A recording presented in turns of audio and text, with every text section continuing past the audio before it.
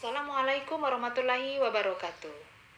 Selamat pagi anak-anak semua. Apa kabarnya kalian hari ini? Semoga kalian selalu sehat dan tentunya tetap semangat ya. Materi kita pada pagi hari ini yaitu partikel, penyusun materi, dan penggunaannya dalam kehidupan sehari-hari. Adapun submaterinya yang A, partikel, penyusun benda mati, dan makhluk hidup. Partikel dapat diartikan sebagai bagian dari materi yang berukuran sangat kecil dan masih memiliki sifat materi tersebut. Kita lihat yang nomor 1, yang pertama, molekul, penyusun benda mati, dan makhluk hidup. Setiap materi tersusun atas zat tertentu. Jika benda yang dibakar menghasilkan bau yang sama, kemungkinan besar benda tersebut mengandung senyawa yang sama.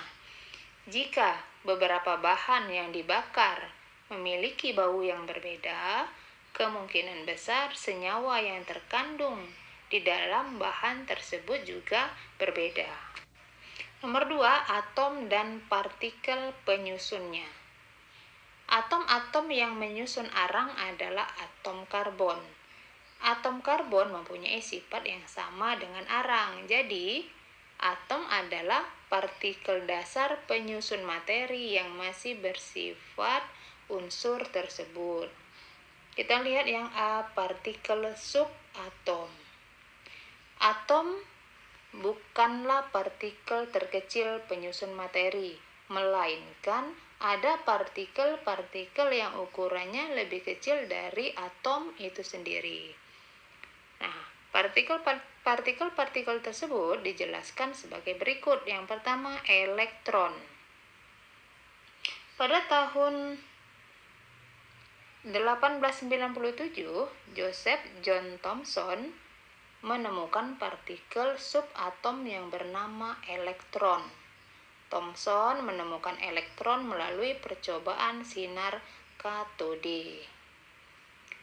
Yang kedua, proton. Pada tahun 1886, Eugen Goldstein menemukan partikel penyusun atom yang dikenal dengan proton. Goldstein menemukan proton melalui percobaan tabung Crookes. Yang ketiga, neutron.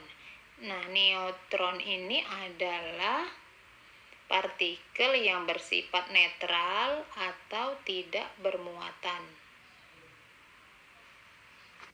Proton dan neutron bergabung membentuk inti atom. Sementara itu, elektron bergerak mengelilingi inti atom.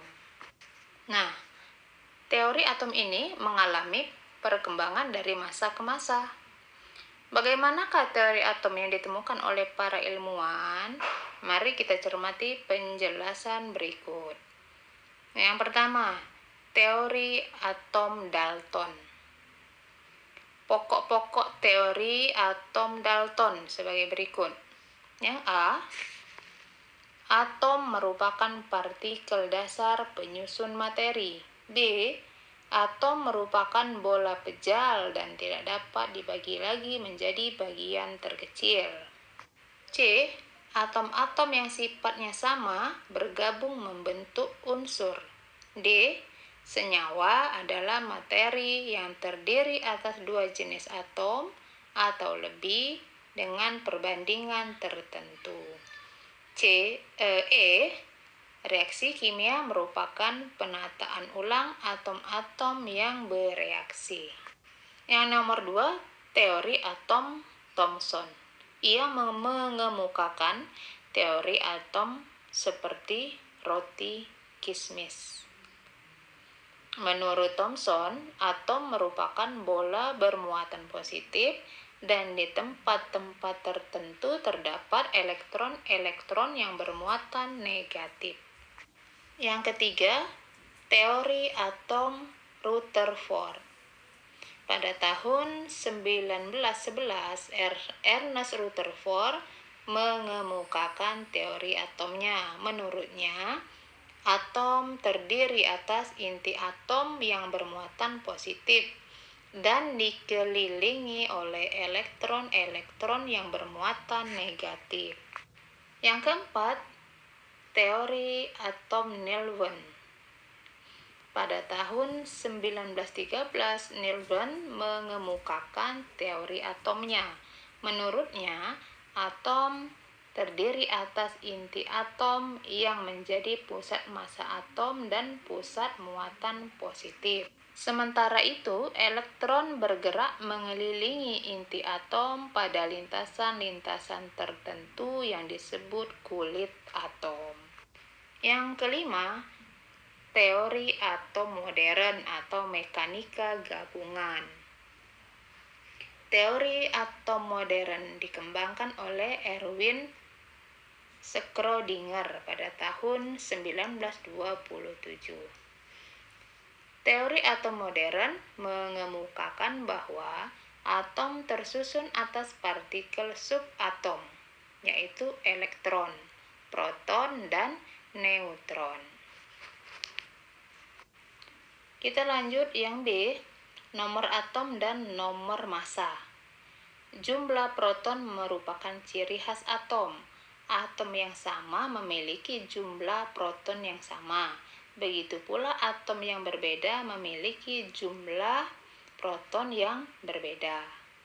Jumlah proton di dalam inti atom disebut nomor atom dan diberi lambang Z, Z besar ya. Sedangkan massa diberi lambang huruf A besar. Secara umum, penulisan lambang atom, nomor atom, dan nomor massa atau massa suatu atom dituliskan sebagai berikut. Itu kalian bisa dilihat ya di paparan yang sudah Ibu tulis. Kita lihat lambang-lambangnya. X itu adalah lambang atom. A, nomor massa sama dengan jumlah ditambah proton. Z, nomor atom sama dengan jumlah proton sama dengan jumlah elektron. A dikurang Z adalah jumlah neutron sama dengan nomor massa dikurang nomor atom. Kita lanjutkan ke submateri yang B, proses pembentukan molekul. Molekul merupakan gabungan dari dua atom atau lebih. Atom-atom yang bergabung dapat berupa atom-atom sejenis maupun yang berbeda jenis. Kita lihat yang pertama, molekul. Molekul merupakan gabungan dua atom atau lebih. Berdasarkan jenis atom penyusunnya, molekul dibedakan menjadi dua, yaitu molekul unsur dan molekul senyawa. Molekul unsur adalah molekul yang terbentuk dari dua atau lebih atom yang sejenis. Molekul senyawa adalah molekul yang terbentuk dari gabungan atom-atom yang berbeda jenis. Nomor 2, konfigurasi elektron. Konfigurasi elektron merupakan susunan elektron dalam kulit-kulit atau subkulit suatu atom. Kulit pertama terletak paling dekat dengan inti atom. Kulit pertama disebut kulit K, kulit kedua disebut kulit L, kulit ketiga disebut kulit M, dan seterusnya. Yang ketiga, ion. Elektron yang berada di kulit terluar dapat berpindah ke atom lain. Akibatnya, atom kehilangan elektron pada kulit terluarnya menjadi bermuatan positif dan sebaliknya. Ion ini dibagi menjadi dua, kation dan anion. Kation terbentuk jika suatu atom kehilangan atau melepaskan elektron sehingga atom menjadi bermuatan positif, dan anion terbentuk jika suatu atom menerima atau menangkap elektron dari atom lain sehingga menjadi bermuatan negatif. Yang terakhir, yang keempat, Identifikasi unsur. Apabila suatu atom diberi energi, elektron dalam atom tersebut akan berpindah dari tingkat energi rendah ke tingkat energi yang lebih tinggi. Peristiwa ini disebut dengan eksitasi elektron. Saat elektron tersebut kembali ke tingkat energi yang lebih rendah, elektron melepaskan energinya. Elektron yang dilepaskan berupa radiasi elektromagnetik. Sekian dulu materi kita pada hari ini. Selamat belajar, selamat beraktivitas. Wassalamualaikum warahmatullahi wabarakatuh.